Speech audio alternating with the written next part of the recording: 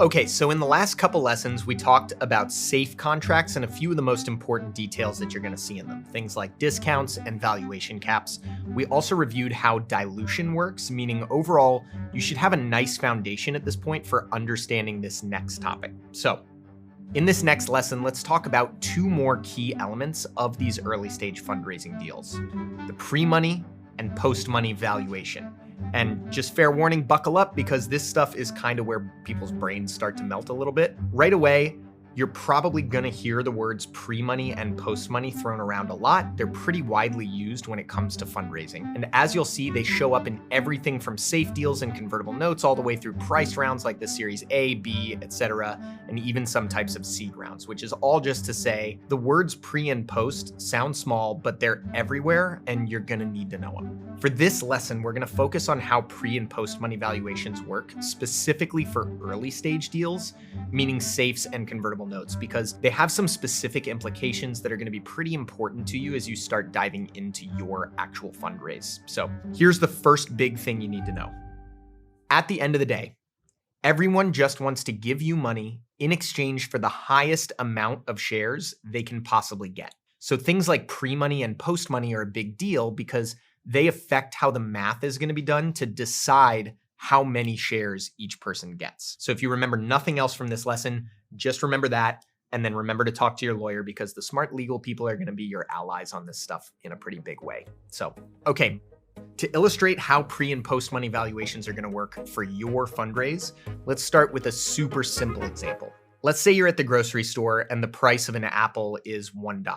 If you have $100, then you can buy 100 apples. It's pretty basic. But okay, now let's say the price of an apple is lower than that, like 50 cents. Well, in this case, that same investment of $100 is going to buy more apples. It's going to buy 200 apples, which is double. In other words, for the investor, the lower the price is for one share of your company at the moment their money gets converted into shares, then the more shares they're going to be able to buy with their money. I know that was probably confusing, so I'm going to say it again, but even simpler. Lower share price equals my money buys me more shares. So by this principle, if I'm an investor and I'm giving you money, my question for you is, how are you going to calculate my share price? Are you going to calculate it based on what the company was worth before I gave you the money?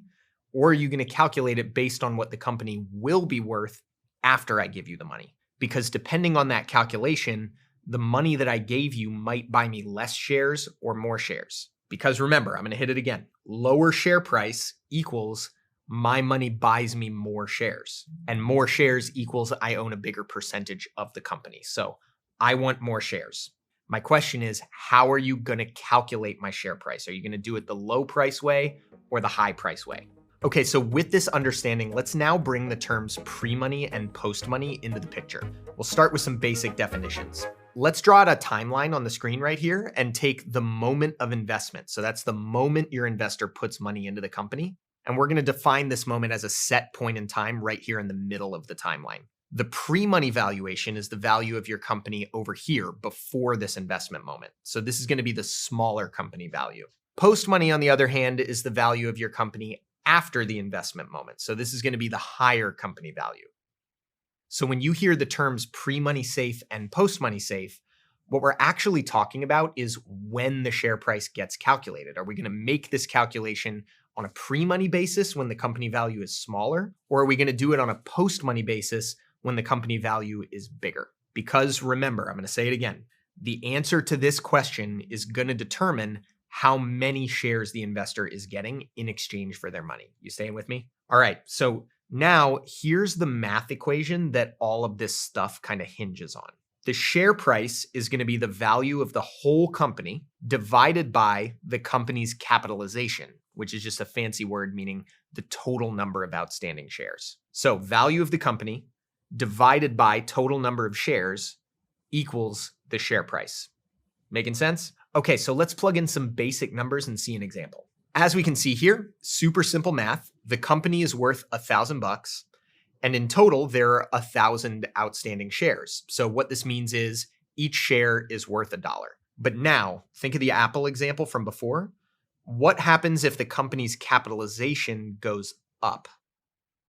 you can see if the number of shares goes up, but the company value right here stays exactly the same, then the share price is actually going to go down, right? AKA each share is going to be cheaper. And remember, if I'm an investor, cheaper share price equals I get more shares for my money. This is the key to understanding at least part of the reason why investors care so much about whether you're using a pre-money safe or a post-money safe. In a pre-money safe, you're going to calculate the share price based on what the company was worth before the money came in. So the company's capitalization, aka the total number of shares, is going to be lower. In a post-money safe, it's the exact opposite. You're going to calculate the share price based on what the company will be worth after the money comes in, meaning the total number of shares is going to be higher. Another way of saying this is, with a pre-money safe, the share price is higher, meaning the investor gets less shares. And with a post-money safe, again, it's the exact opposite. The share price is lower, meaning the investor gets more shares. So I know this is complicated, so let me just say this one more time. With a pre-money safe, the investor gets less shares. And with a post-money safe, the investor gets more shares. So pop quiz, when you write out a safe contract with an investor, which kind of contract do you think they're going to want to use? If you guessed post-money, bingo. Post-money safes generally work out to be more beneficial for investors because the price at which their shares are going to convert is lower, aka they get more shares, aka they get a bigger percentage of your company. Post-money safes also provide investors with a lot more mathematical clarity about how much of your company they're going to own, but that's kind of a whole other can of worms and we'll save it for a different course. All of this stuff is just to say, this is the reason why these days most safes are done on a post-money basis. If you remember Y Combinator, the accelerator we talked about in that other lesson, they actually offer a templated post-money safe that founders and investors can use. And here at Carta, we actually offer a templated pre-money version and the Y Combinator post-money version. At the end of the day, we just recommend that you talk to your legal team about all this stuff. Words like pre and post sound small, but they can actually make a huge difference to your ownership structure down the line. Okay, so that was a lot. You ready to see an example? For our first example, let's do a pre-money safe. And for this scenario, let's say you have one safe investor. She's a nice lady. Her name is Gina. For your safe round with Gina, here are the key ingredients. Gina invested $500,000. That's the principal. And you set a valuation cap of $5 million. Okay, so easy enough. That's the seed round. Let's now fast forward 18 months. We're now raising our Series A. And in this round, you have a new investor. His name is Skylar. With Skylar, you agree that for the Series A, your whole company is worth $10 million. That's your valuation, $10 million. And remember, back in the day with Gina, you didn't set a valuation yet, right? Because it was safe. But you did have a valuation cap. It was $5 million. So now it's time for you to calculate Gina's share price and actually give her the shares you owe her. So let's take a look back at our equation here. Share price equals company value divided by capitalization. So as we can see, we're going to set the company value at $5 million because that's the valuation cap. It's the maximum company value that you're allowed to use when you give Gina her shares. And so from this, you're probably looking at it and thinking there's one thing that we still don't know yet, right? And that's the capitalization or the total number of outstanding shares.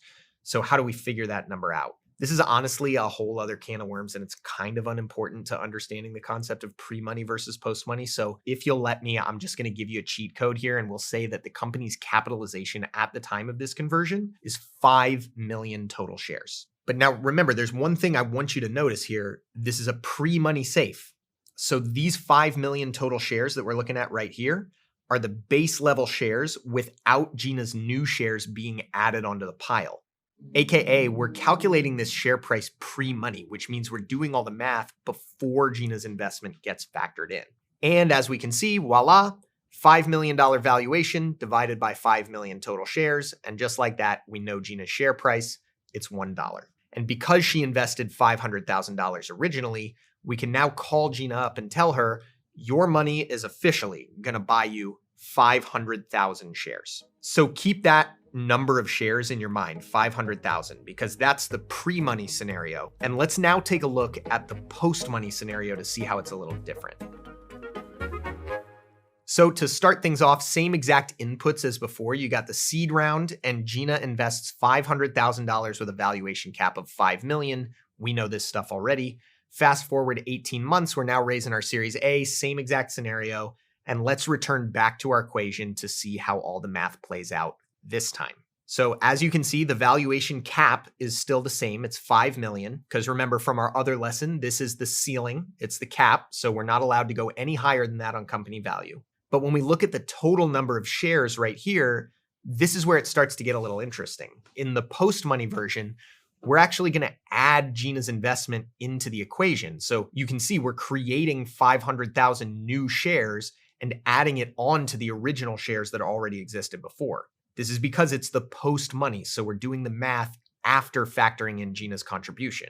And when we play this new math out, we can see Gina's share price goes down. Her share price isn't $1 anymore, it's 91 cents. She invested $500,000 divided by 91 cents a share. And in the post-money scenario, we can see Gina gets 550,000 shares, which remember is more than she got in the pre-money version. So you can see how just by including Gina's investment in the calculation, her share price was lower and she ended up getting a bigger slice of your company in the end. Now, honestly, I know this is a lot to wrap your head around, and trust me, it's literally the simplest version we can possibly show you. Just imagine how crazy all this stuff gets when you factor in option pools, multiple investors with different contract terms, etc. At the end of the day, what it really all comes down to is this. Very early stage investors need an incentive for taking a chance on your company when you don't have any real metrics to prove your reliability to them yet. Discounts and valuation caps do that, and you need to generally just be aware of the implications of all these different deal mechanics. And finally, forgive me, I know this is a shameless plug, but if you use Carta, we actually do enable you to streamline the process of doing all of this stuff. You can generate and issue safes in just a few clicks. You can track down signatures from investors and receive funds, all from a single centralized platform. And after the deal's done, Carta automatically does all this math and updates your cap table to reflect the new investment, changes in ownership percentages, and all those other details. So this cuts out a lot of the administrative back and forth that normally takes time and money and creates the potential for mistakes. Shameless plug, I know, but I had to get it in there. So that's it. You now know all the basics of safes, which are the most common form of pre-seed and seed funding deals. In the next lesson, we'll quickly touch on the other type of convertible instrument, the convertible note. So shake the cobwebs out, and when you're ready, click on over and let's keep going.